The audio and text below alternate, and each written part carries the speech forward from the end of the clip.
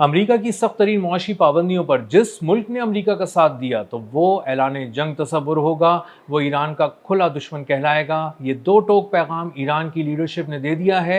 Iran की leadership पहले से तैयार थी इस सारे मामले के लिए कि उस पर सख्त तरीन मुआशी पाबंदियाँ आयद की जा सकती हैं अमेरिका की जानिब से, जो कर दी गई हैं। बहुत बड़े पैमाने पर उसका ऐलान कर दिया गया है, पूरी दुनिया को बता दिया गया है कि अगर ईरान के साथ लेन देन की या ईरान के साथ किसी तरह की तिजारत या किसी तरह की कमोडिटी एक्सचेंज करने की कोशिश की गई तो वहां उसको संगीन नताइज का सामना करना पड़ेगा, सख्त तरीन माशी पाबंदियों का सामना करना पड़ेगा।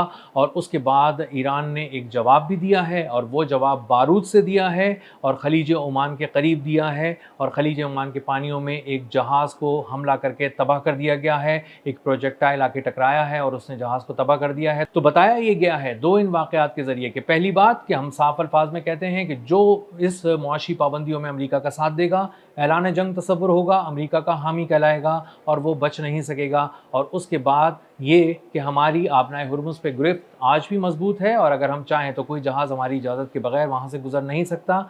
गुजरेगा तो संगीन नताइज का सामना करेगा, तबाह हो जाएगा, तैरती हुई लाश बन जाएगा। मेरा नाम अज़हर अली ख़ान है और आप देख रहे हैं आज की बात। ईरान ने बहुत तगड़ा जवाब दिया है अमेरिका को उन मुआशी पाबंदियों के हवाले से जो उस पर आयद की गई हैं। ये तारीख़ी मुआशी पाबंदियाँ हैं, कोई शिपिंग के ज़रिए कोई लिंक बरकरार नहीं रख सकेगा ईरान के साथ। इसी तरह एविएशन के मामलात को समेट दिया गया है। इसी तरह कहा गया है कि कोई गोल्ड में किसी तरह का एक्सचेंज नहीं हो सकेगा। इसी तरह कोई बैंकिंग फाइनेंशियल ट्रांजैक्शंस नहीं हो सकेंगी ईरान के साथ। इसके साथ साथ डिजिटल एसेट्स पर भी पाबंदी लगा दी गई है। कोई डिजिटल एसेट किसी तरह का ट्रांसफ़र नहीं कर सकेगा, ना ईरान को ना ईरान किसी और को। और इसका मतलब ये है कि जो कंपनियां शैडो में किसी तरह काम करती थीं उन पर भी पाबंदियां लग गई हैं। किसी तरह की भी इंटरनेशनल ट्रांजैक्शन ईरान के साथ अगर की गई तो वहाँ पर अमेरिका उसको भरपूर अंदाज में टैकल करेगा, सख्त तरीन उसको जवाब देगा। और इन तमाम और सख्त तरीन मुआशी पाबंदियों के बाद ईरान ने बहुत ही तगड़ा जवाब दिया है अमेरिका को, और तगड़ा जवाब दो सूरतों में दिया है। पहला ये कि उसने आबनाए हुर्मुज़ के करीब खलीज ओमान के पास तकरीबन 9 नॉटिकल माइल के फासले पर ओमान की कोस्ट से वहाँ पर एक जहाज़ को, ऑयल टैंकर को निशाना बनाया गया है और यूके की मैरीटाइम ट्रेड ऑर्गेनाइजेशन ने इसको कंफर्म किया है कि ये एक प्रोजेक्टाइल आके लगा है। ये मिसाइल था या ड्रोन था, अभी तक इसके बारे में कुछ ज़्यादा डिटेल्स सामने नहीं आई हैं, लेकिन कहा गया है कि एक प्रोजेक्टाइल आके लगा, एक ऑयल टैंकर पे लगा, उसके इंजन रूम पे लगा और उससे एक बहुत ही ज़ोरदार धमाका हुआ। इंजन रूम मुकम्मल तौर पर तबाह हो गया, जिसके बाद वो ऑयल वेसल जो था वो खलीज ओमान के करीब एक तैरती लाश बनकर रह गया और वहाँ पर तैरता नज़र आया पानियों में। इस प्रोजेक्टाइल अटैक के बाद जो क्रू था, जो अमला था उस जहाज़ का, वो महफूज रहा है। लेकिन इसके हवाले से अभी बहुत ज़्यादा डिटेल्स नहीं सामने आई हैं, लेकिन ये ज़रूर सामने आ गया है कि एक ऑयल टैंकर जो बड़ी मिकदार में तेल लेकर जा रहा था, ईरान की इजाज़त के बगैर लेके जा रहा था और अपना हुर्मुज़ को पार करना चाहता था, उसको तबाह कर दिया गया है एक प्रोजेक्टाइल के ज़रिए। ईरान ने अभी तक इसकी जिम्मेदारी कबूल नहीं की है, लेकिन जिस तरह से उस पर अटैक किया गया है और जिस विसिनिटी के अंदर उसको पे अटैक किया गया है, उससे ये बात साफ जाहिर हो रही है कि ये अटैक मुमकिन तौर पर ईरान की जानिब से ही किया गया है। और ये बात चूँकि बार बार कही गई है कि किसी भी तरह अगर अपना हुर्मुज़ को पार करना है, वहाँ से गुजरना है, तो ईरान से न सिर्फ इजाज़त लेनी पड़ेगी बल्कि उसकी शराइत पर भी अमल करना पड़ेगा। जिस तरह का वो इन्वायरमेंटल टैक्स कह रहा है या किसी तरह का टोल कह रहा है, वो देना पड़ेगा, जिस करेंसी में कह रहा है देना पड़ेगा। और उसको देने के बाद, उन पेमेंट्स के होने के बाद ही वहाँ से गुजरा जा सकता है।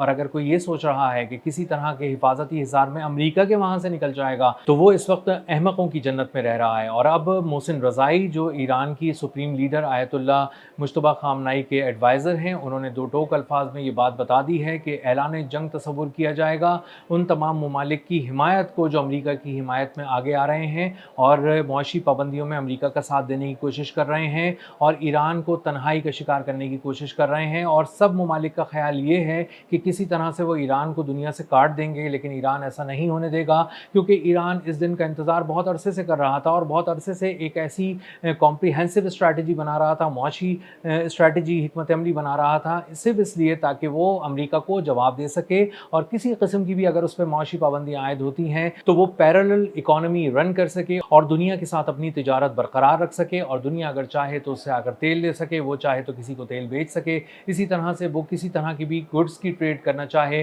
तो वो आराम से कर सके। बैंक बैंकिंग ट्रांजैक्शंस भी कर सके, और अगर बैंकिंग ट्रांजैक्शंस को किसी और रूट के ज़रिए लाना है, किसी तरह की पेमेंट्स को किसी और रूट के ज़रिए लाना है, तो उसको भी मुमकिन बनाया जाए। तो इसके सारे फ्रेमवर्क पे ईरान पहले से काम कर चुका था और उसको अंदाज़ा था, और बरसों से अंदाज़ा था कि इस तरह की कोई मुआशी पाबंदियाँ जो कि इंतहाई सख्त होंगी वो ईरान पर आयद की जाएंगी। तो उसके लिए ईरान ने तैयारी की हुई थी, और अब ईरान इस तरह से ट्रेड करेगा कि वो अमेरिका की नाक के नीचे ट्रेड कर रहा होगा, उसकी पाबंदियों के दरमियान ट्रेड कर रहा होगा, लेकिन अमेरिका को अंदाज़ा नहीं होगा, और अमेरिका चाहेगा भी तो उस पर हाथ नहीं डाल सकेगा, क्योंकि ईरान कभी इस बात को मानेगा ही नहीं कि उसने इस तरह से ट्रेड की है। और बहुत से ममालिक जो पहले भी ट्रेड कर रहे थे ईरान के साथ, उन्होंने ये तस्लीम नहीं किया था कि वो ईरान के साथ किसी तरह की तिजारत कर रहे हैं। और इस बार भी अगर इसी तरह की एपिसोड हमने देखी है और सख्त माशी पाबंदियों की देख रहे हैं, तो इसका मतलब ये है कि एक बार फिर तमाम ममालिक उससे राब्ते में रहेंगे, तिजारत करते रहेंगे, लेन देन होता रहेगा, लेकिन कोई ये बात तस्लीम नहीं करेगा दुनिया में सामने आकर। और इसका मतलब ये है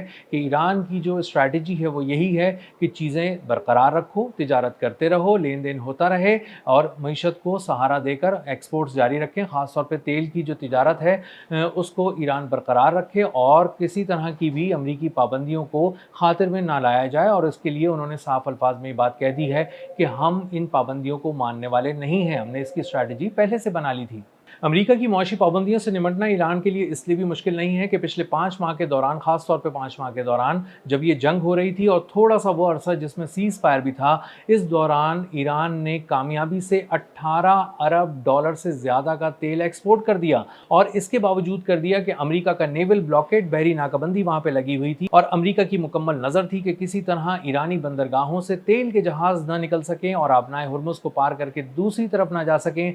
लेकिन वो जहाज़ कामयाबी से गए, कभी शैडो फ्लीट के नाम पे, कभी ईरानी पासदाराने इनकलाब की हिफाजत में, और कभी खुद ही दरमियान में चकमा देकर निकल गए। लेकिन ऑयल की ट्रेड जारी रही, और ईरान अपनी पसंद की करेंसी में न सिर्फ वो पैसे वसूल करता रहा उसके, बल्कि अमेरिका को चैलेंज भी करता रहा। वो कभी चाइनीज़ युआन में पेमेंट वसूल करता था, कभी क्रिप्टो करेंसीज के अंदर करता था। तो डिजिटल पेमेंट्स का जो मैकेनिज्म है वो ईरान पहले से ही प्रैक्टिस कर रहा है, ये कोई नई बात नहीं है। और इस तरह की अगर मुआशी पाबंदियों का ईरान सामना कर रहा है, सख्त तरीन मुआशी पाबंदियों का सामना करेगा, तो वो उस पैरेलल मैकेनिज्म को दोबारा एक्टिव कर लेगा और दोबारा पेमेंट्स वसूल करना शुरू कर देगा। तो ईरान इस वक्त दो चीज़ें बहुत ही साफ अल्फाज में बता भी रहा है और दिखा भी रहा है दुनिया को। पहली ये कि किसी तरह भी आबनाए हुर्मुज़ उसकी इजाज़त के बगैर पार नहीं की जा सकती। शिपिंग कंपनीज़ को, उसके अमले को, दुनिया भर को ये बात अच्छी तरह समझ में आ गई है, हर मुल्क को समझ में आ गई है कि अगर आबनाए हुर्मुज़ पार करना है, वहाँ से गुजरना है, तो ईरान से परमिशन लेनी पड़ेगी। और अगर ईरान से परमिशन नहीं ली और किसी तरह से अमरीकी यकीन दहानी पर आगे आने की कोशिश की, तो वही हाल होगा जो आज ओमान के करीब एक जहाज़ का हुआ, जो ऑयल टैंकर जा रहा था, प्रोजेक्टाइल आके लगा, उसका इंजन रूम तबाह हो गया और वो जहाज़ समंदर की लहरों पर एक तैरती लाश बनकर रह गया। तो ईरान इस वक्त जिस तैयारी के साथ सामने आया है वो हैरान कर रहा है, और इस बार दुनिया को चैलेंज भी कर रहा है। साफ अल्फाज में कह रहा है कि अगर किसी ने इकनॉमिक वॉर में अमेरिका का साथ देने की कोशिश की ईरान के खिलाफ, तो ऐलान जंग तसव्वुर होगा और उसको संगीन नताइज भुगतना पड़ेंगे। इसका क्या मतलब है और इसके कितने ज़ाविये निकल सकते हैं इस बयान के, ये तो आने वाले दिन ही बताएंगे। और इसी के साथ साथ आबनाए हुर्मुज़ पे जो ईरान की गिरफ्त मजबूत है, उसको भी एक बार फिर साबित करके दिखा दिया गया है। ठीक चंद घंटों के अंदर अंदर जब स्कॉट बेसेंट ने एक प्रेस ब्रीफिंग करके दुनिया पर को ये बताया कि ईरान पे पाबंदियां लगा दी गई हैं, ईरान कमज़ोर हो गया है मुआशी तौर पे भी, अस्करी तौर पे भी, तो ईरान ने एक हमला करके बता दिया आबनाए हुर्मुज़ के करीब कि हमारी गिरफ्त भी मजबूत है, जहाज़ को तबाह भी कर सकते हैं, ऑयल की ट्रेड भी करते रहेंगे, दुनिया से लेन देन भी जारी रहेगा, तुम्हारी नाक के नीचे ही सब कुछ होता रहेगा, तुम देखते रहोगे लेकिन रोक नहीं सकोगे। अब तक के लिए इतना ही। मिलते हैं अगले व्लॉग में किसी नई खबर, नए तज्ज़िये और नए ज़ाविये के साथ। अल्लाह हाफ़िज़।